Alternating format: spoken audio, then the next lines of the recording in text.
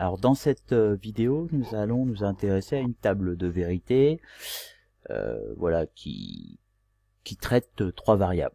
Ça, on a un cas avec trois variables. Alors ça s'appelle le multiplexeur, mais ce qui est important, c'est de voir sa définition. Donc on vous a préparé la table, mais imaginez qu'elle ne soit pas là. Vous avez besoin en fait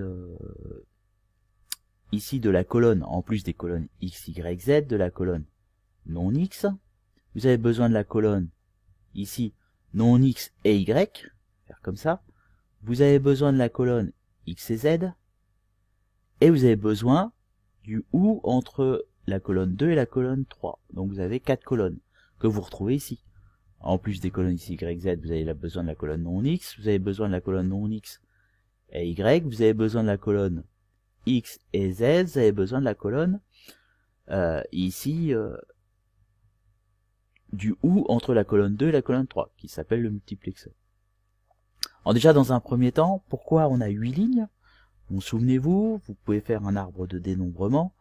Hein, vous avez votre variable x qui a le choix entre vrai ou faux. Plutôt, je l'ai dit dans l'autre sens, faux et vrai. Une fois que vous avez soit 0 soit 1 pour votre variable x, votre variable y, ben pareil. Vous avez le choix entre faux et vrai, ce qui fait que vous avez 4 cas pour deux variables. D'accord? 2 fois 2.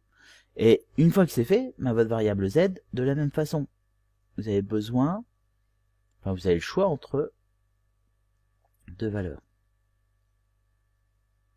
Ce qui fait 2 fois 2, 4 fois 2, 8. On a 8 chemins que vous retrouvez ici. Vous voyez, 0, 0, 0, c'est le chemin qui est tout en haut. 1, 1, 1, c'est le chemin qui est tout en bas. Puis vous avez tous les chemins intermédiaires. Alors on y va. Colonne non x. Donc quand x est faux, non x est vrai. Et quand x est vrai, non x est faux. Maintenant, je traite non x et y. Donc j'ai besoin de regarder, de me concentrer sur non x et sur y. Et là, je vais avoir donc 1 si j'ai 1 dans les deux colonnes. Donc j'ai 1 ici et j'ai 1 ici. Donc si je me trompe pas, hop, j'ai des zéros partout ailleurs. Maintenant, colonne numéro 3, c'est x et z. Donc je me concentre sur x et sur z. C'est un et, donc je vais avoir 1 si j'ai 1 partout. Donc là, j'ai 1 ici et ici. Je remonte. Et j'ai 1 ici et ici. Après,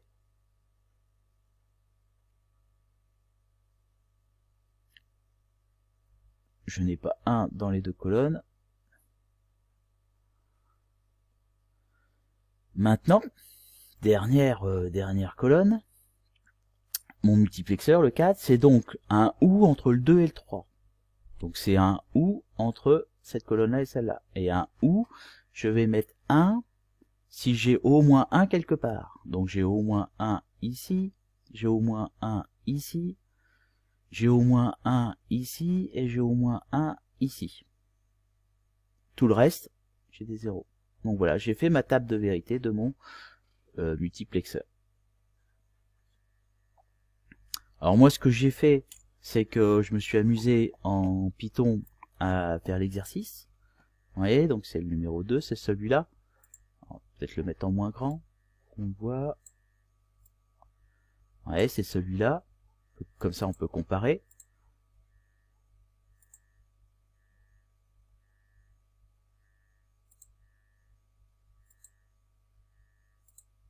Il est là.